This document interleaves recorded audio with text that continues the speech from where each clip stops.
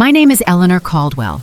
I am 68 years old, and until last Tuesday, I believed the sharpest agony a woman could endure was watching the soil fall over her husband's casket. I was wrong. The true death of a mother doesn't happen at a graveyard. It happens in her own home, delivered by the very flesh and blood she bled to bring into this world. It was exactly 6 a.m. on a misty Tuesday morning in Greenwich, Connecticut. The air outside was damp and freezing, heavy with the salty breath of the Long Island Sound. For 42 years, my husband Arthur and I built Caldwell Global Shipping from a single, leased flatbed into a multi-million-dollar maritime logistics empire. But Arthur's true sanctuary wasn't the boardrooms of Manhattan. It was out in the carriage house of our estate. Inside that heated garage sat his crown jewel, a pristine, museum-grade 1961 Jaguar E-Type Series 1 coupe, finished in a breathtaking deep gunmetal plum with bespoke oxblood leather. It was the exact car Enzo Ferrari once called the most beautiful machine ever designed. For Arthur, it was art. Since his sudden fatal stroke 6 months ago, walking out to that garage with a cup of black coffee was my only remaining ritual. I didn't drive it. I just went to sit in the passenger seat, closing my eyes to breathe in the familiar, comforting aroma of old oil, rich leather, and the faint trace of his cologne. It was the only place left on earth where I didn't feel entirely alone. I opened the heavy mahogany side door of the carriage house, the porcelain mug warm in my hands. I took 3 steps into the bay, and then my heart completely stopped. The space was violently vacant. The Jaguar was gone. In its place was nothing but a cold, empty expanse of polished concrete and a single, fresh, dark droplet of oil shimmering under the overhead LED lights. The silence of the room rushed into my ears like a deafening roar. My hands began to shake uncontrollably. The porcelain mug slipped from my fingers, shattering violently against the floor. Hot black coffee splashed across my tailored trousers and soaked into my leather boots, but I felt absolutely no physical pain. My chest tightened in a suffocating, icy panic. I rushed to the main garage door panel. No forced entry. The security system hadn't triggered a single alarm. The master bypass code had been entered manually at 4:15 a.m. Only 2 people on this planet possessed that encrypted security key, myself and my 36-year-old son, Julian. My breath hitching in my throat, I pulled out my phone with trembling fingers and dialed his number. It didn't even ring twice before he picked up. "Hey, Mother, what's up?" His voice was entirely too casual, dripping with a slick, calculated indifference. But it wasn't the tone that made my blood run cold. It was the ambient noise bleeding through the receiver. I could hear the echoes of a cavernous terminal, the chimes of a public address system, and the distinct low roar of international travelers. He was at John F. Kennedy International Airport. "Julian," I managed to say, my voice raspy, constricting under the weight of sheer shock. "Where is your father's Jaguar?" There was a brief, heavy pause on the line. It wasn't a pause of guilt or fear. It was the sharp, annoyed sigh of a man who found his mother to be nothing more than a minor inconvenience. "Look, Mother, I didn't want to make a massive scene out of this before we boarded," Julian stated, his tone shifting into that insufferably condescending, patriarchal register he always used when trying to dominate a room. "I sold it." The words hit my chest like a physical blow. I had to grip the edge of the tool workbench to keep my knees from buckling. You did what?" "I sold it, Eleanor," he repeated, louder this time, deliberately using my first name to strip away my maternal authority over a roaring airport announcement. "Let's be entirely realistic here. Dad is dead. He's been gone for 6 months, and you are 68 years old. You are a senior citizen, a widow, and a woman who doesn't even know how to operate a manual double-clutch transmission. What were you going to do with a vintage racing machine? Let it sit in a dark room gathering dust while you waste away staring at it? It's completely inappropriate for someone of your age and gender to be hoarding a piece of volatile mechanical scrap metal just for sentimental value. The sheer, venomous audacity of his words choked the air straight out of my lungs. The hot tears finally broke, burning my cheeks, but my jaw clenched with a rising, defensive fury. "That car was your father's legacy, Julian. It was a piece of his soul. You stole it from me." Stole it? Julian scoffed, and I could practically see the arrogant, self-satisfied smirk on his face. Please don't be so overly dramatic. I am the sole male heir to the Caldwell name. That vehicle was going to be legally mine eventually anyway. I simply expedited the liquidation process. I needed immediate cash liquidity. Liquidity for what? I demanded, my voice breaking in agony. Chloe's mental health is deteriorating severely, Mother, he explained smoothly, invoking his wife's name as if it were a flawless moral shield. You have no idea how profoundly hard Dad's passing has been on her fragile psyche. She desperately needed a restorative, first-class getaway to the Amalfi Coast in Italy to clear her head and recharge her spirit. 5-star cliffside resorts, private yachts. She deserves to heal. I did what any real, decisive man would do for his wife's mental well-being. Dad always put you on a pedestal and bought you whatever you wanted. I am simply doing the same for Chloe. Get over it, Mother. It is just a car. Grow up. The psychological cruelty was staggering. Chloe hadn't shed a single genuine tear at Arthur's funeral. She had spent the entire wake complaining that the imported champagne wasn't chilled to her liking and whispering to her friends about the real estate value of our estate. Listen, they are calling our premium boarding group, Julian said rapidly, his voice hardening. We're going to be completely out of pocket and off the grid over the Atlantic for the next 10 hours. Don't blow up my phone, don't call the family attorneys, and just relax. Take up knitting or something appropriate for your pace. We'll speak when I return. The line went dead, and I stood completely frozen in the empty, cold carriage house, the shattered pieces of my coffee mug staring back at me like a mockery of my life.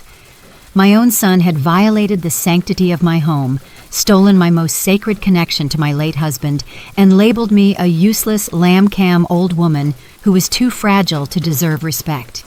He truly believed that because I was a grieving widow, I would simply roll over, weep in silence, and forgive his betrayal just because we shared the same blood.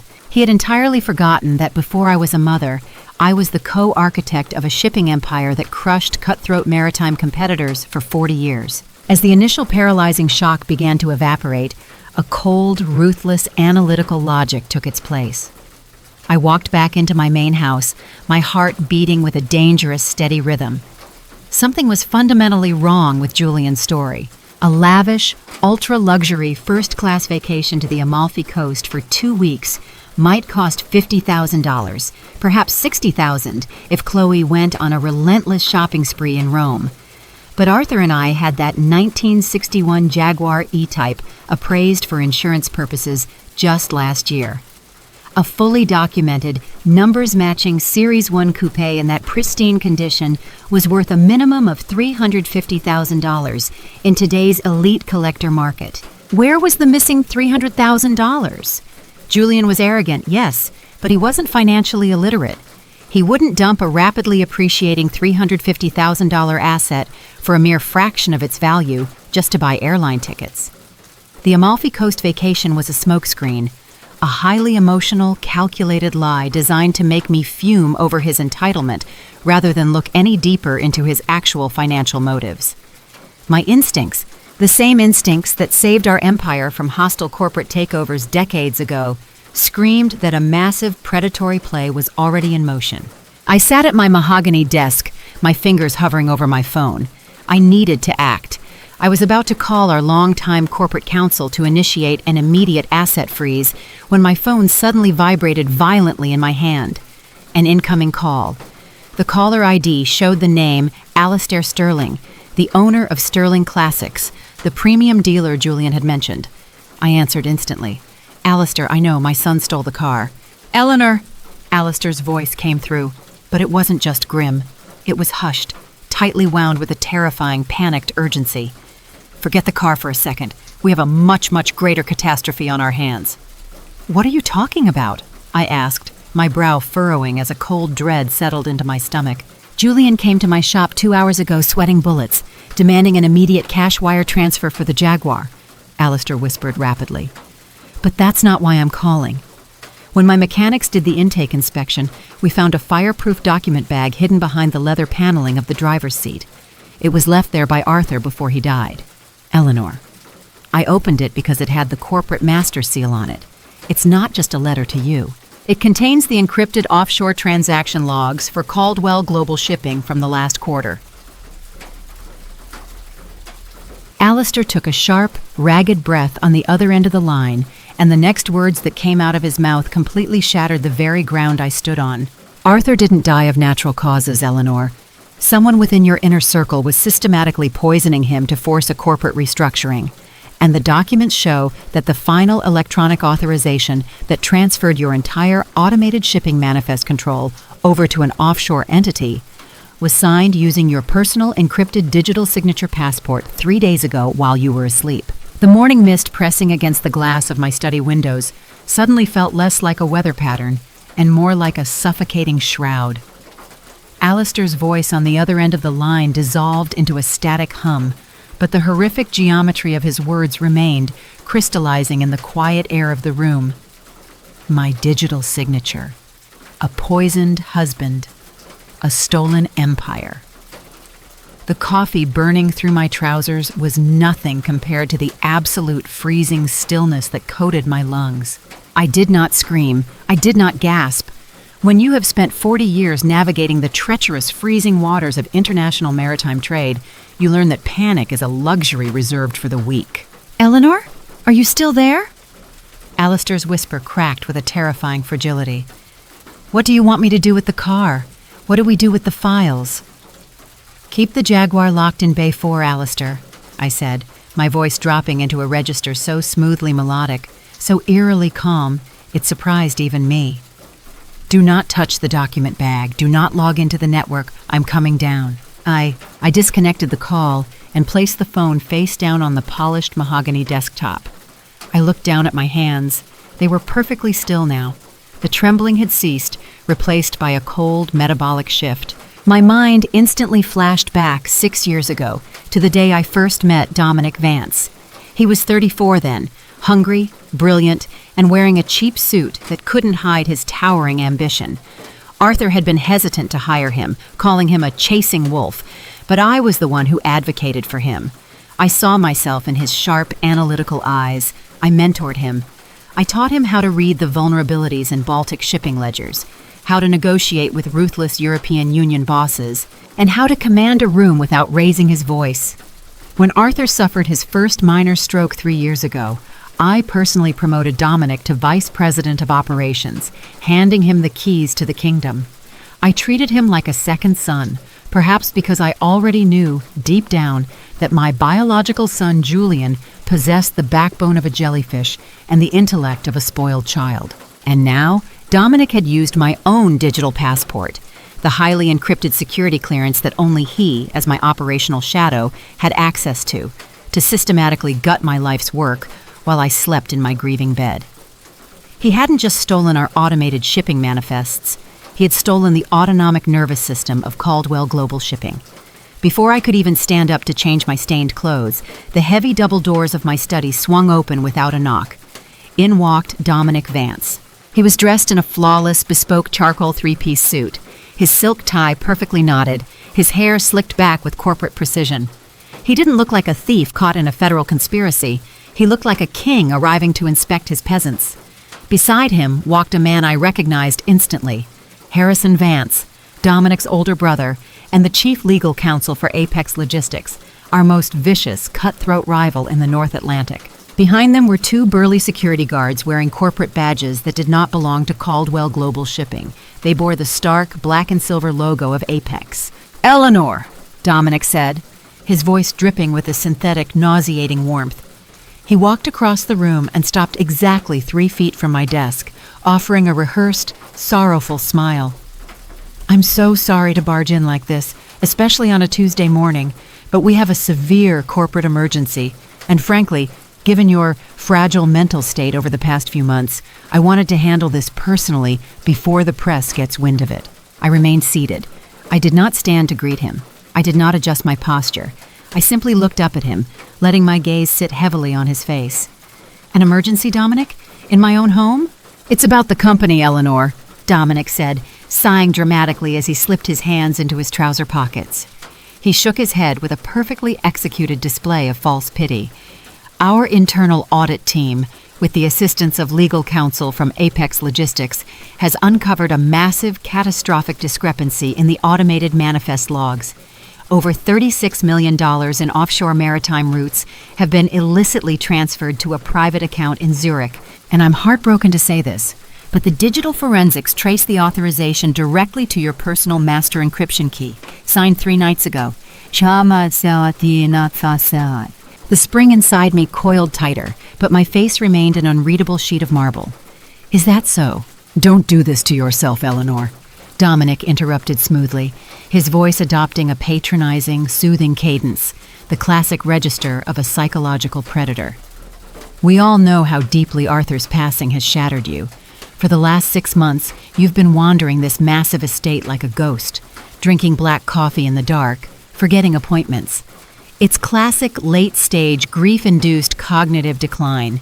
You clearly logged into the central mainframe in a state of fugue, or perhaps severe confusion, and executed these disastrous transfers without realizing the legal ramifications. You are lamb-cam, Eleanor. You're confused. You're a grieving 68-year-old widow who simply cannot handle the high-velocity stress of a global logistics network anymore. I see, I replied, my voice barely above a whisper. I slowly folded my hands on the desk. And what is the conclusion of this audit, Dominic? Harrison Vance, his brother, stepped forward, sliding a thick, leather-bound legal document across my desk.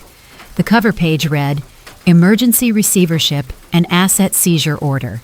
The Board of Directors has called an emergency closed-door session, Eleanor, Harrison Vance stated coldly, his legal jargon cutting through the room like a blade.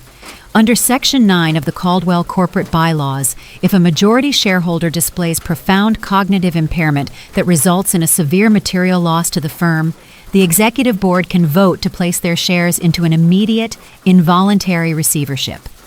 Apex Logistics has safely stepping in to absorb our liabilities. To protect the brand from a public federal fraud investigation, you are being removed as chairperson, effective immediately. Removed, I murmured, testing the word on my tongue. I looked at the security guards standing at my door. And the guards? They are here to ensure a seamless transition of intellectual property, Dominic said, leaning over my desk, his eyes flashing with a sickening, triumphant Ngao-man. Because of the sheer scale of the financial fraud tied to your digital signature, the corporate insurance policy has been voided.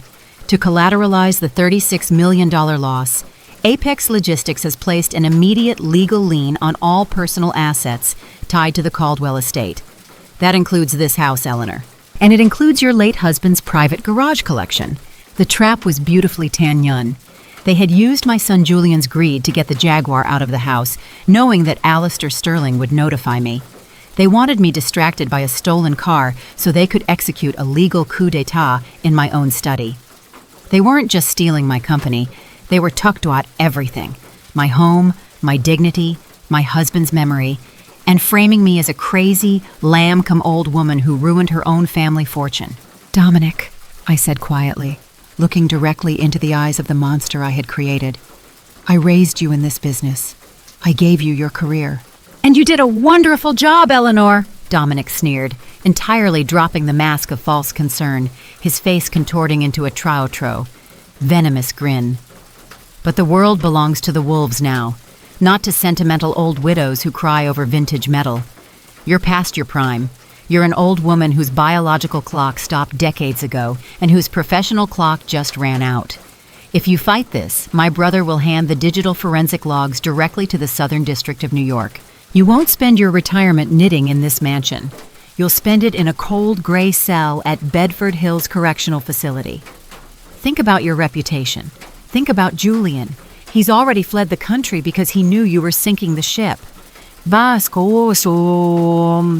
was gaslighting me with an exquisite, practiced malice, trying to force me to scream, to break down, to validate his claim that I was emotionally unstable. Instead, I took a slow, deep breath, letting the silence stretch between us until Dominic's arrogant smile began to twitch slightly at the corners.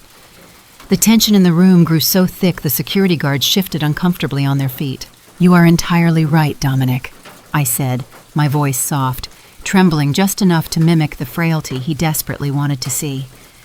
I lowered my eyes, looking like a defeated animal. I am so very tired. Ever since Arthur left, the logistics maps look like nothing but empty lines to me. My mind, it hasn't been clear. The grief is a heavy fog. Dominic let out a short, triumphant laugh, looking at his brother with supreme victory. I'm glad you see reason, Eleanor. It's for the best. Truly. If I sign the voluntary transition papers, I whispered, looking up through watery, frail eyes, will you keep the federal authorities out of this? Will you let me keep just enough to live quietly? Of course, Eleanor, Dominic lied smoothly, patting my shoulder with a repulsive, condescending familiarity. We'll take care of you. Just sign the initial operational waiver right here, granting me temporary power of attorney over the Sapnyop Apex accounts, so I can stabilize the manifest logs today. We'll handle the rest of the paperwork by Friday. He tapped a bright red line at the bottom of the document. He thought he was handing me a surrender treaty. He had absolutely no idea he was demanding I hand him a knife so he could carve out his own heart. By signing that temporary power of attorney over the Sapnyop accounts, Dominic was legally binding his individual corporate identity to the exact manifest logs that Alistair had just discovered.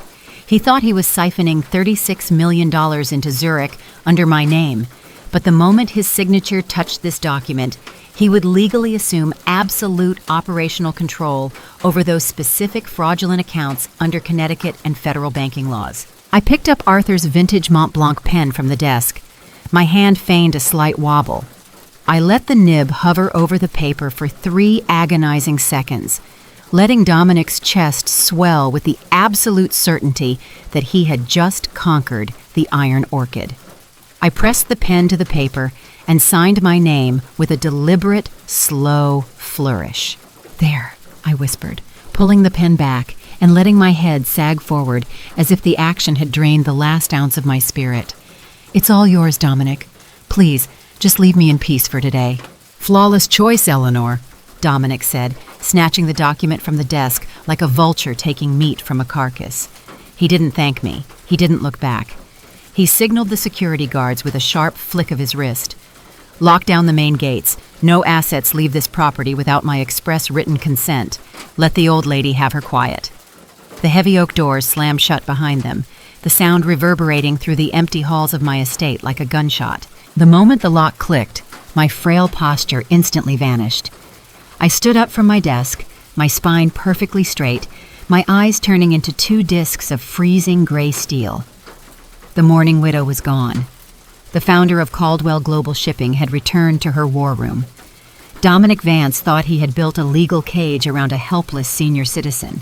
He had no idea that he had just walked straight into a vault, and I was about to spin the locking wheel from the outside.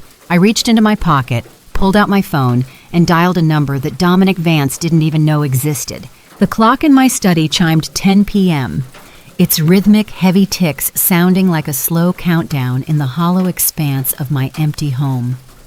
I spent the remainder of that Tuesday evening completely isolated, the darkness stretching outside like an unyielding ocean. Dominic Vance's men were stationed at the iron gates of my estate, their flashlights cutting bright, intrusive lines through the thick Connecticut fog. They thought they were holding a frail prisoner. They had no idea they were guarding a ticking bomb. 2 days later, on a bleak Thursday morning, the corporate guillotine began to rise. The rain was coming down in sharp, freezing sheets against the glass facade of the Caldwell Global Shipping headquarters in downtown Manhattan. I arrived exactly at 8 a.m., deliberately maintaining my lifelong routine. As I walked through the polished marble lobby, the atmosphere was suffocatingly different. The receptionists, women I had personally hired and given maternity leave bonuses to, lowered their eyes when I approached. The 3 security guards at the turnstiles didn't offer their usual polite greetings. They stood rigid, staring at the floor. Word had traveled fast through the corporate grapevine. Eleanor Caldwell was a sinking ship, an old woman facing a federal audit, and her brilliant young protege, Dominic Vance, was the new savior of the firm. I kept my shoulders slightly stooped, allowing my posture to sag just enough to project the image of a completely defeated, sorrowful old widow. I rode the private elevator up to the top floor, my heart beating with a dangerous, steady precision beneath my tailored wool coat. When the elevator doors slid open to the executive suite, I didn't see the quiet, orderly paradise of my lifelong business. Instead, the floor was a chaotic hive of activity. Strange men in dark suits, lawyers and auditors from Apex Logistics, were carrying boxes of archival files out of my personal records room. And there, standing in the center of the trading floor, was my son, Julian. He was wearing a brand new, astronomically expensive Italian suit, holding a crystal glass of scotch in one hand, gesturing wildly as he laughed with a group of Apex executives.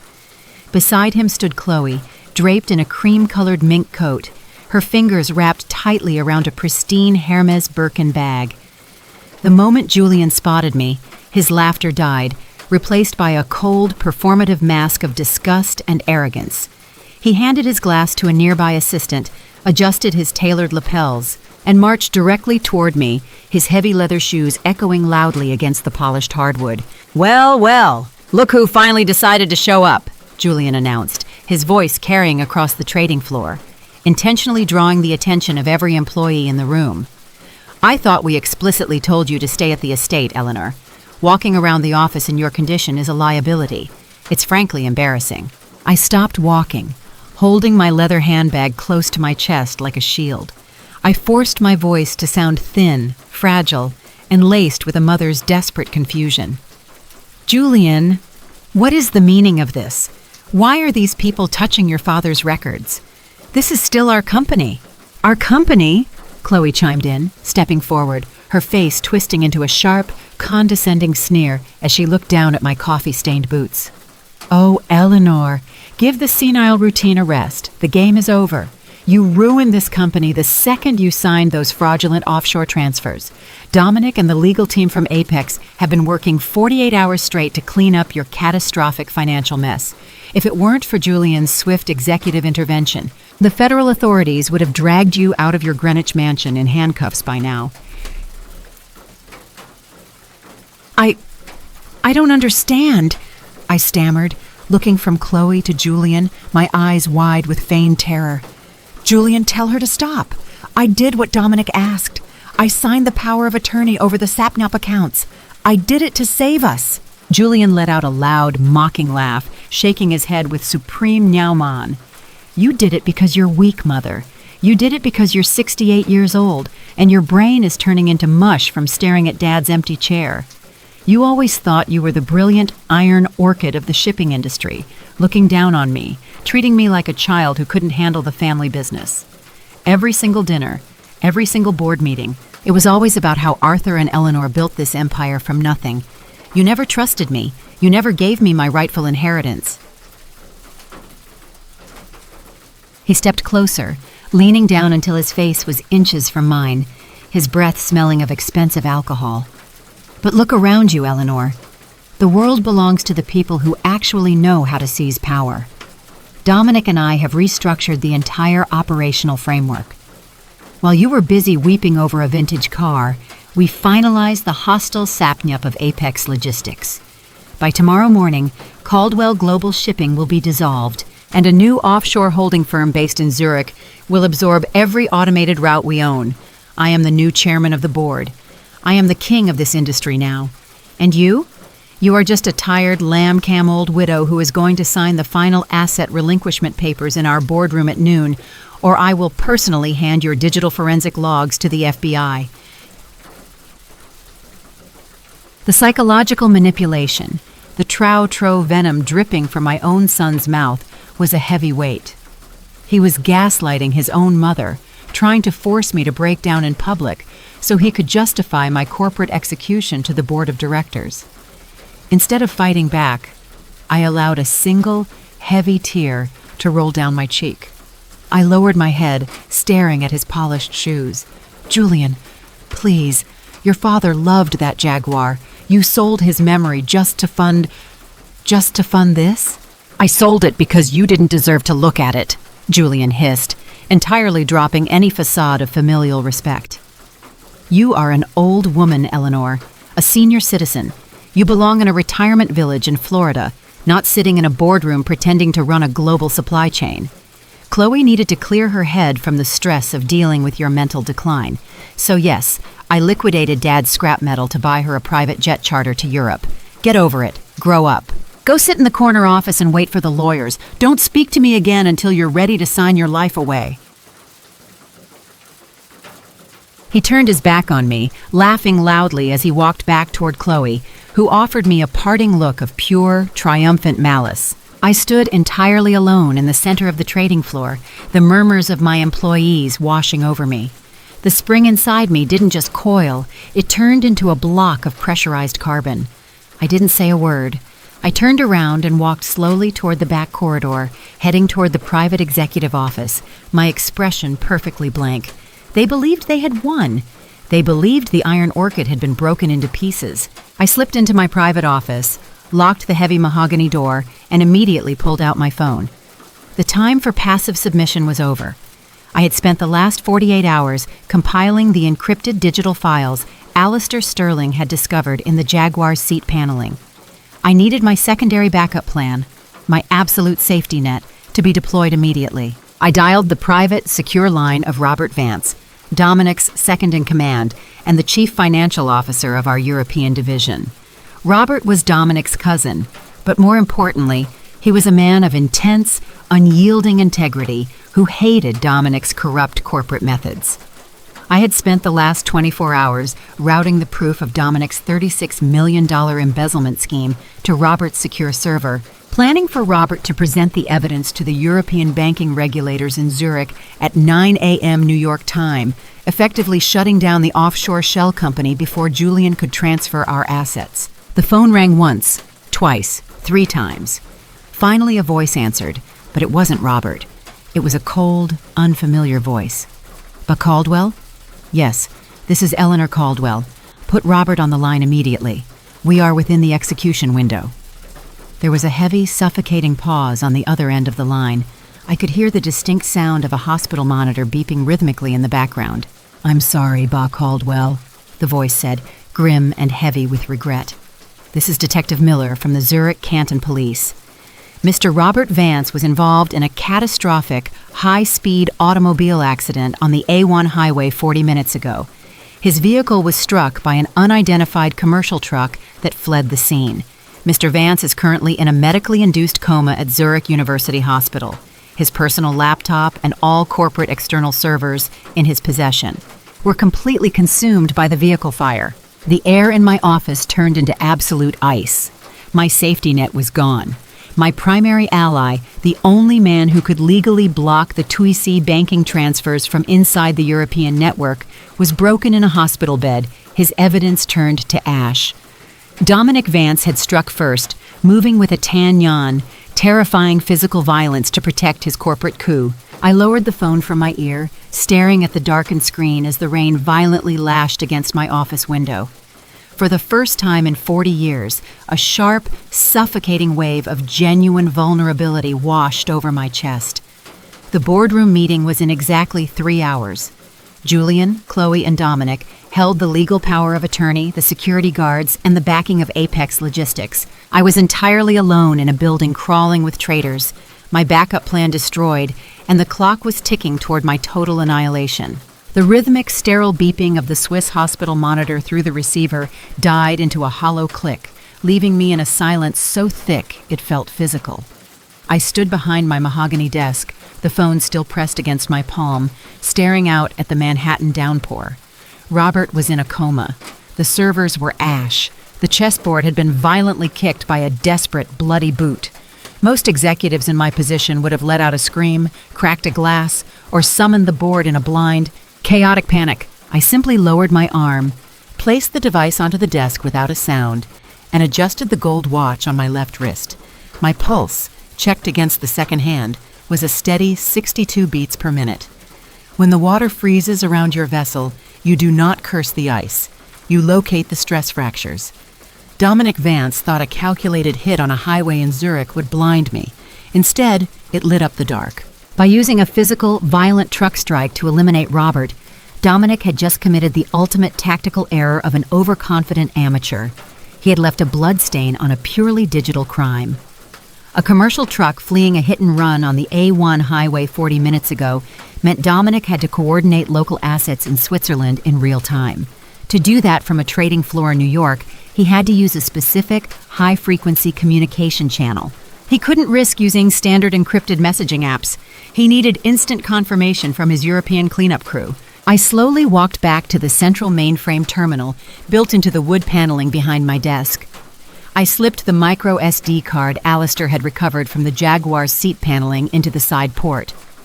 My fingers flew across the mechanical keyboard, accessing the hidden, mirrored server log that my brilliant, analytical late husband Arthur had established before his stroke, a mirror called the Iron Orchid.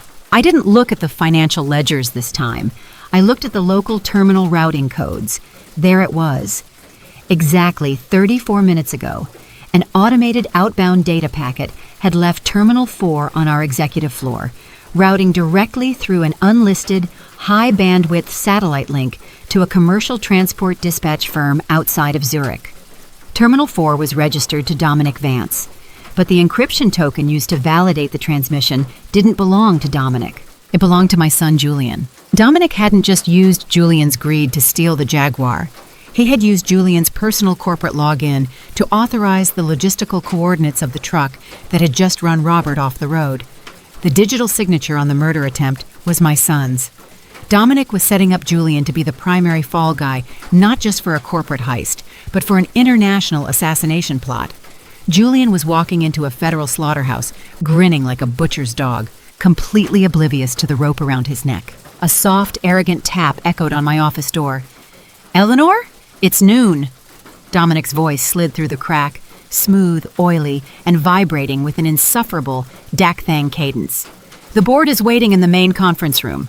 We have the notary ready. Let's not prolong the agony." I did not answer immediately. I took a deep, deliberate breath, allowing my eyelids to drop slightly, forcing the muscles in my face to go slack, mimicking the heavy, hollow exhaustion of a broken senior citizen. I unlocked the door and stepped out. Dominic stood there, his tailored arms crossed over his chest, his eyes scanning my face with the predatory glee of a wolf watching an old deer stop running. Beside him, Julian was leaning against the marble pillar, tossing a gold fountain pen up and down in his hand, his mouth curled into a trou-trou, mocking smirk. "You look like death, Mother," Julian said, his voice loud enough to echo into the hallway, where several senior managers stood watching in absolute silence. "Did you finally realize that the world didn't stop turning just because you got old? Look at you. You're shaking. You can barely keep your head up. Sign the transition papers and let us save what's left of Dad's name before you completely humiliate us in front of the regulatory committees." "Julian, please," I whispered, my voice intentionally raspy, dropping my gaze to his expensive tie. I let my hand wobble slightly as I adjusted my handbag. Your father built this room. At least show some respect for the walls." "Respect?" Chloe walked up from behind them, her heels clicking sharply like small ice picks against the wood. She reached out and patted my cheek with a tan yan, patronizing slowness. "Respect is earned in the market, Eleanor, not inherited by a lamb-cam widow who doesn't know when to step down. You've been gaslighting this entire family for years, pretending you're the brains of Caldwell Global, while my husband had to sweat in the shadows to keep your automated routes running. You're done. Your clock ran out the second you signed that Zurich transfer.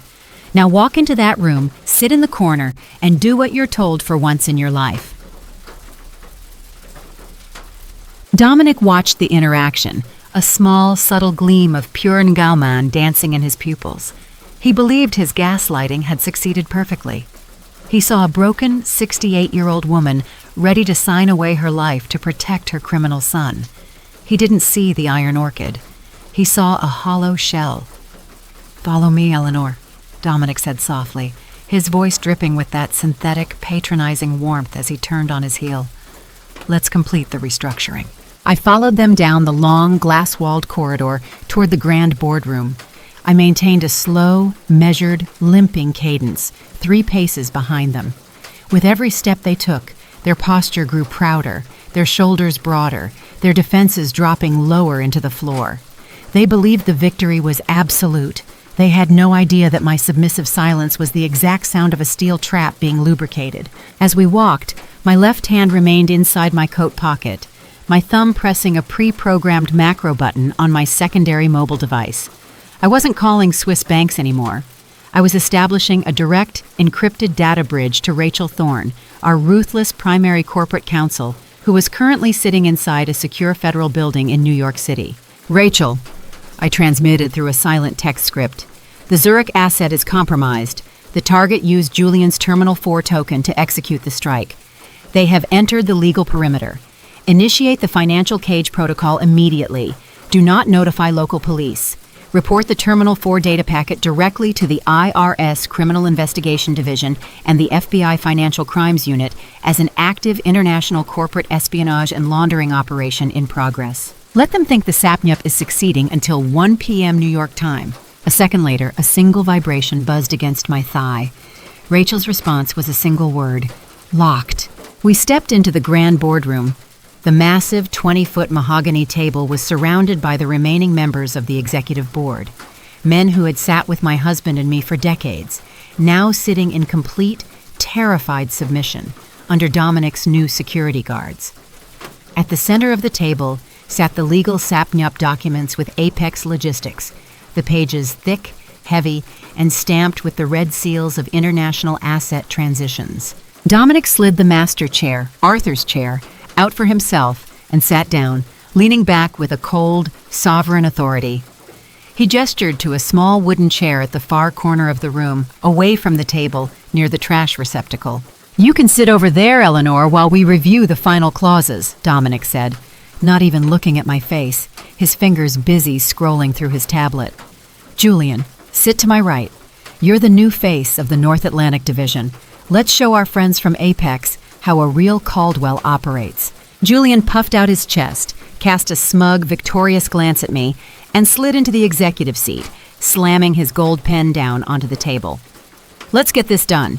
Chloe and I have a private flight to the Amalfi Coast to catch at 3 p.m. I don't want to spend another minute breathing the same air as this lamb cam drama." I walked over to the isolated corner chair and sat down in the shadows. I placed my leather handbag neatly in my lap, folded my hands over the clasp, and looked up. My eyes, hidden beneath the dim lighting of the corner, settled squarely on Dominic Vance's face. I watched him log into the Sapnyup mainframe terminal, using the temporary power of attorney I had signed for him 2 days ago. I watched his fingers tap the keys with aggressive, dak-thang speed, executing the final data transfers that would merge our automated routes into the Swiss holding accounts. He thought he was siphoning our life's work into an untouchable paradise. He had absolutely no idea that with every keystroke, he was uploading Julian's Terminal 4 homicide routing data directly into a federal tracking network monitored by the United States government. He was eagerly tying the noose around his own neck, and Julian was holding the stool, both of them completely blinded by the blinding white light of their own greed. I sat in absolute, terrifying silence, a dark, glacial satisfaction settling deep into my bones. The spring had reached its absolute limit. The Nen Kamsuk was complete. The parasites were gorging themselves on what they thought was a dead empire, entirely unaware that the house was already rigged to burn them alive. I looked at the digital clock on the boardroom wall. 12:45 p.m. 15 minutes left until the world fell out from under their feet. The minute hand on this boardroom wall snapped squarely onto 1 p.m. The trap was sprung. The day of reckoning arrived not with the blaring of sirens, but with a sudden eerie freezing of the digital universe inside the Caldwell Global Headquarters. 1 second, Dominic's fingers were flying across his terminal, his face illuminated by the arrogant glow of a multi-million-dollar asset migration. The next second, every single high-definition monitor across the 20-foot boardroom flickered, turned blood red, and died into a stark white text security prompt. System lockdown. Authorization revoked by Chairperson Eleanor Caldwell. Dominic froze, his fingers hovering over the mechanical keyboard as if he had just touched hot iron. The dak-tang grin on Julian's face evaporated instantly. "What the hell is this?" Julian barked, slamming his gold fountain pen onto the mahogany table, looking furiously at the tech technicians in the room. Dominic, fix the mainframe. The transfer is only at 92%. Why are we locked out? I don't know, Dominic muttered, his slick corporate veneer cracking for a fraction of a second as his mouse clicked frantically against a wall of cryptographic failure. The TUI routing codes. They're not responding. The master token has been overwritten. Allow me to clarify the technical difficulty for you, Dominic, I said. My voice didn't sound thin anymore. It didn't sound raspy or tired or lamb-cam. It cut through the suffocating silence of that boardroom like a heavy diamond blade. I slowly pushed my chair back from the dark corner, stood up to my full height, and walked into the center of the room. I smoothed the lapels of my wool coat, my spine perfectly straight, my eyes locked onto the eyes of the monster I had raised. "Eleanor, sit back down!" Julian yelled, his voice cracking with a mix of meow man and sudden, desperate panic. "The lawyers are handling a structural glitch. Don't start playing the dramatic widow now." "The only structural glitch in this room, Julian, is your profound stupidity," I replied coldly. Before Dominic could respond, the heavy double doors of the boardroom burst open. The two Apex security guards standing at the perimeter didn't even have time to reach for their belts.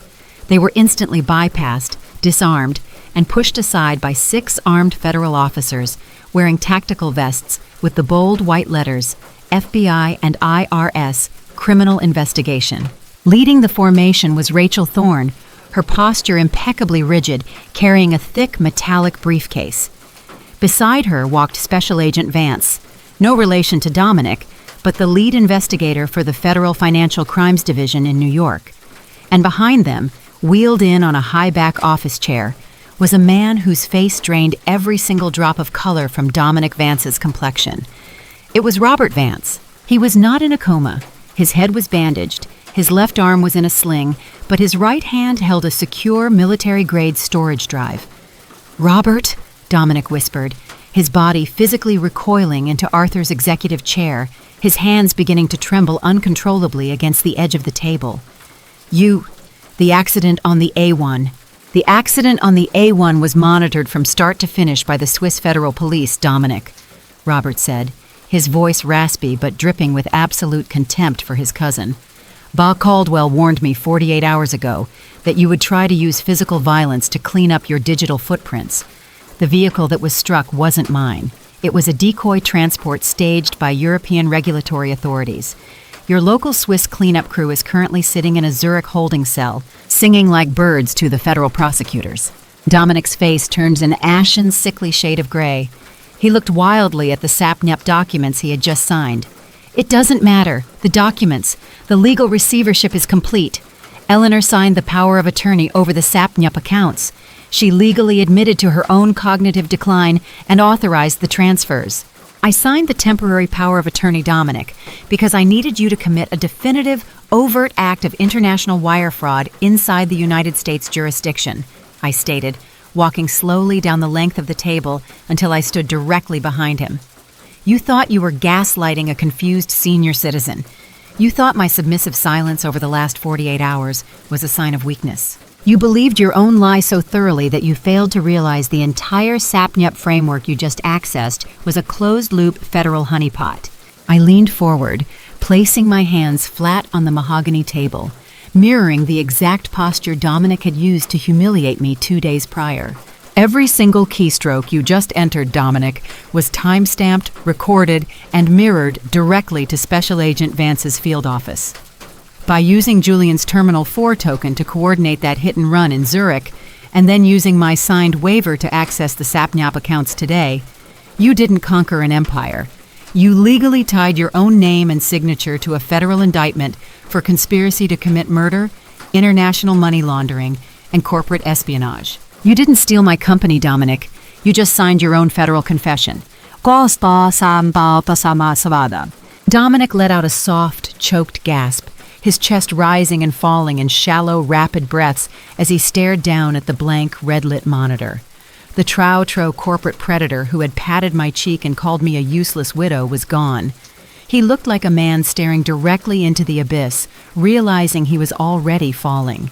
"Julian!" Chloe shrieked, her voice echoing shrilly off the glass walls as she violently clutched her Hermes bag to her chest, her eyes wide with a fierce, visceral terror. "Do something! Tell them this is a mistake. We have a flight to Italy. We didn't do anything wrong."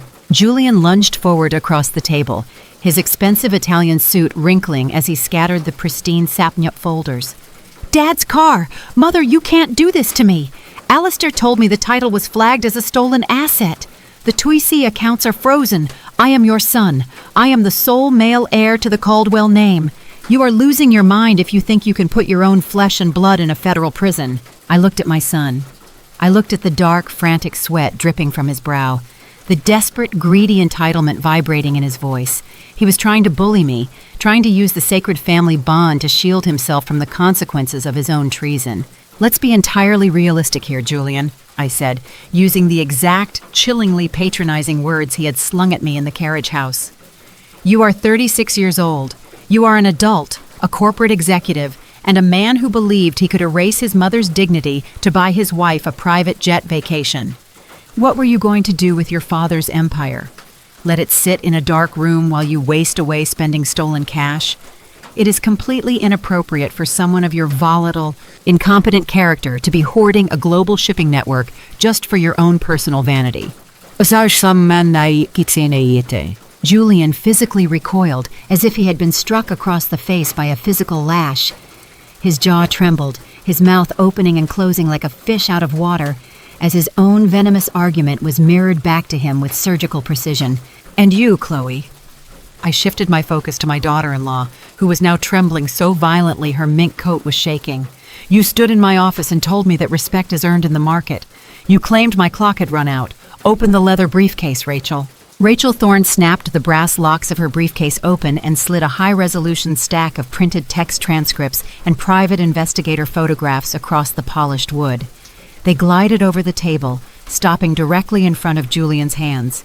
What is this?" Julian stammered, picking up the pages with shaking fingers.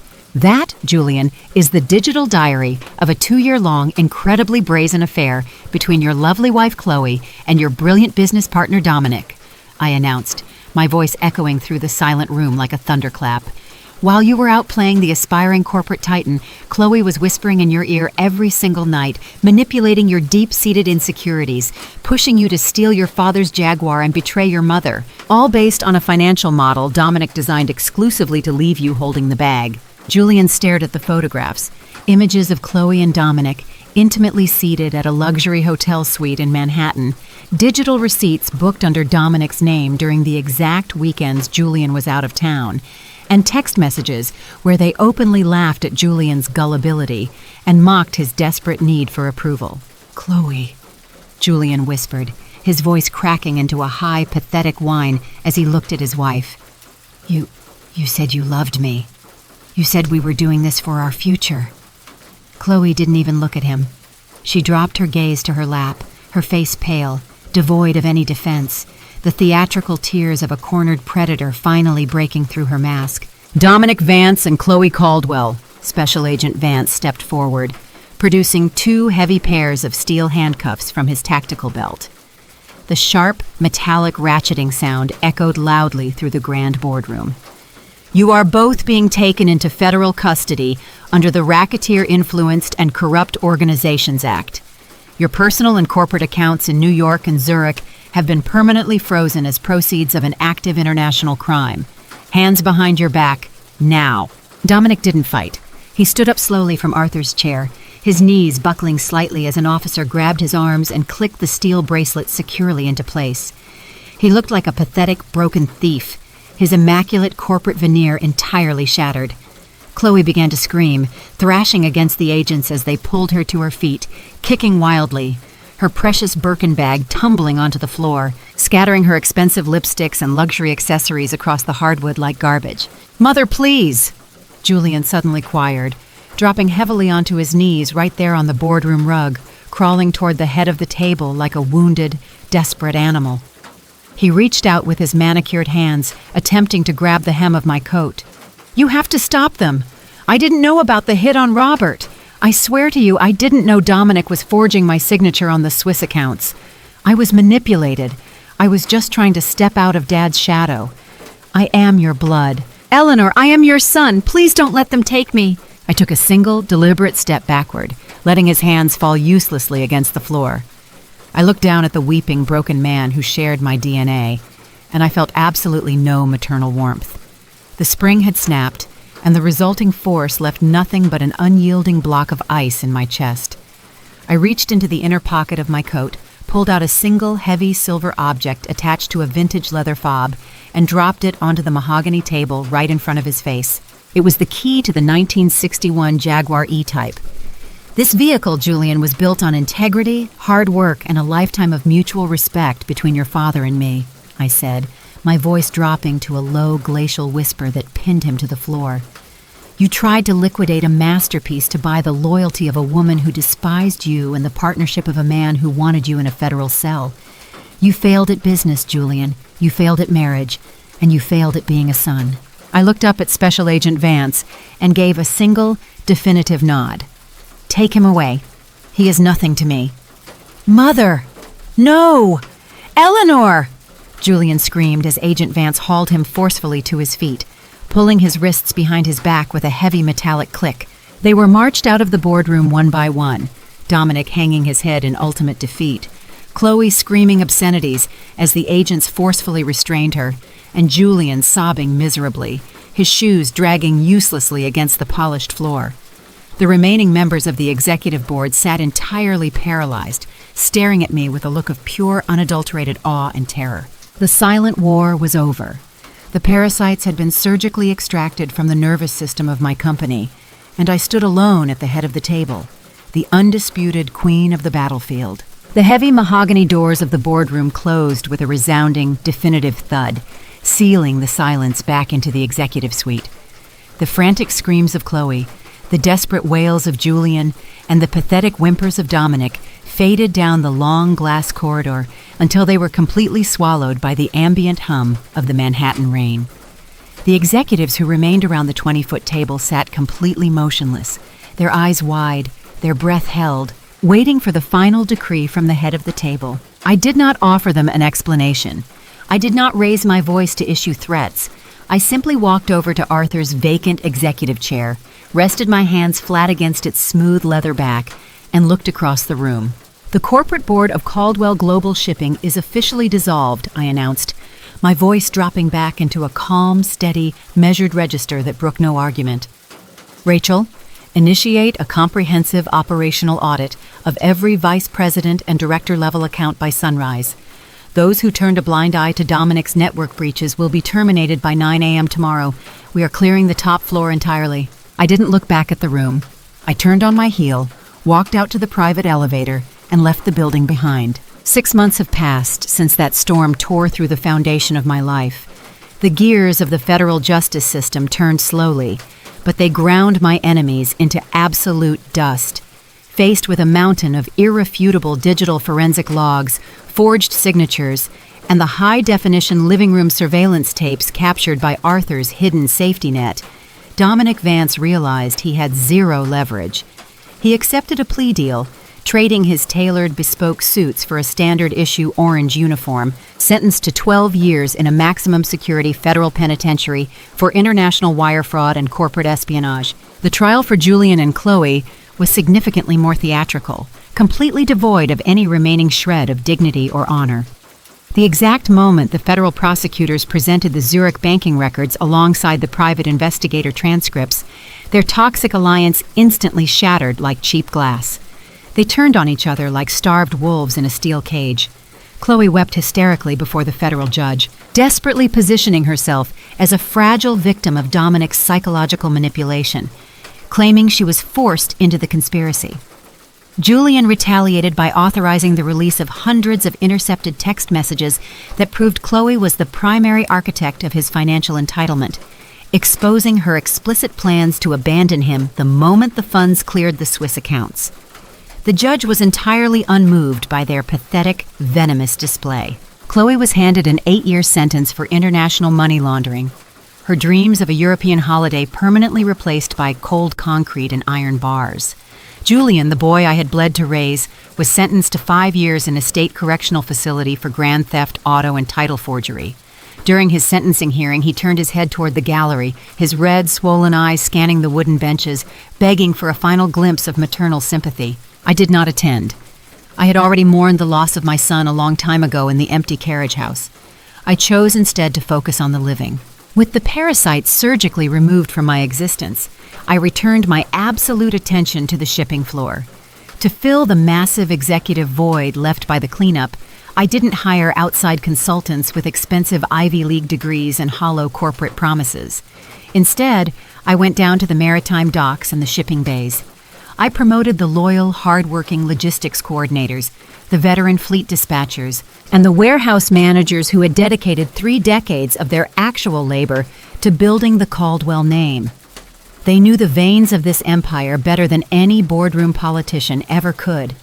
The transition brought a renewed, fiercely loyal energy to the enterprise, stabilizing our global supply chain and securing the multi-million-dollar agricultural contracts that Arthur and I had fought so hard to protect. As for the $350,000 Julian had attempted to extract from the fraudulent sale of his father's car, the federal authorities successfully recovered every single cent from the frozen Swiss accounts. When the certified check finally cleared my bank, I knew exactly what my husband would have wanted me to do with it. I did not absorb the capital back into our corporate holdings. Instead, I established the Arthur Caldwell Maritime Legacy Foundation, dedicating the entire sum to funding educational grants for the children of merchant mariners and dock workers. Arthur's memory would never be associated with a corrupt offshore corporate buyout. His name would be associated with building futures, extending his beautiful legacy far beyond his tragically short time on this earth. This evening, the sky above the Long Island Sound is a brilliant, silent canvas of bruised purple and vibrant, glowing orange. The setting sun casts long, golden shadows across the pristine concrete floor of my private carriage house in Greenwich. The air is perfectly still, cool, and smelling of the damp salt from the nearby coast. I walk slowly past the quiet rows of modern machinery until I reach the far corner of the bay. The 1961 Jaguar E-Type Series 1 Coupe sits perfectly still, its polished gunmetal plum paint gleaming flawlessly under the fading twilight. I pull the heavy silver key from my coat pocket, run my fingers gently across the vintage leather fob, and open the driver's side door. I slide into the low oxblood leather seat, closing my eyes for the brief moment as the familiar scent of rich oil and old leather washes over me. I can feel Arthur here. I can feel the absolute peace that comes from knowing his final masterpiece is exactly where it belongs. I insert the key into the ignition and turn it. The massive engine roars to life, a deep, powerful mechanical thunder that warmly shakes the very foundation of the stone garage. It is a perfect machine, preserved by an unyielding resolve. I shift the heavy manual transmission confidently into gear, ease my foot onto the clutch, and drive forward out of the carriage house, moving into the glowing horizon, finally and entirely at peace with my life and my protected legacy. I know Arthur would be proud of the choices I made to defend his memory. Blood makes you related, but loyalty and respect make you family. When you view your own mother as nothing more than an aging resource to be exploited, and when you treat a parent's grief as a weakness to be targeted for your own greed, you forfeit your right to their protection, their wealth, and their love. Never mistake an old woman's silence for ignorance, and never underestimate a parent's willingness to burn their own empire to the ground just to ensure the rats do not get the feast. Have you ever discovered a devastating secret that completely shattered your view of someone you loved? How did you handle the ultimate betrayal by your own flesh and blood? Share your story in the comments below. If this story reminded you of the power of integrity, don't forget to like this video, subscribe to the channel, and hit the bell notification so you never miss another relentless life story. Qua câu chuyện trên, tôi nhận ra một giá trị đắt giá. Đó là cốt lõi của gia đình không hoàn toàn nằm ở huyết thống mà nằm ở lòng thủy chung, sự tôn trọng và lòng biết ơn sâu sắc. Tiền bạc và tham vọng ích kỷ có thể dễ dàng làm mở mắt những đứa con tham lam, khiến chúng sẵn sàng coi thường đấng sinh thành và xem nhẹ những giá trị thiêng liêng nhất của tình thâm. Đồng thời, câu chuyện cũng gửi gắm một lời cảnh tỉnh sâu sắc. Đừng bao giờ nhầm lẫn sự im lặng hay nhẫn nhịn của người làm cha mẹ là biểu hiện của sự yếu đuối hay nhu nhược. Đó chính là bản chất của sự bao dung và cái nhìn đại cục của những người từng trải. Một khi di sản, danh dự và những giới hạn tôn nghiêm bị chạm đến, bản lĩnh kiên cường cùng tình yêu thương chín chắn của người đi trước sẽ ngay lập tức thức tỉnh, biến thành tấm lưới thép kiên cố mà không một kẻ phản bội nào có thể thoát khỏi quy luật nhân quả cũng như pháp luật.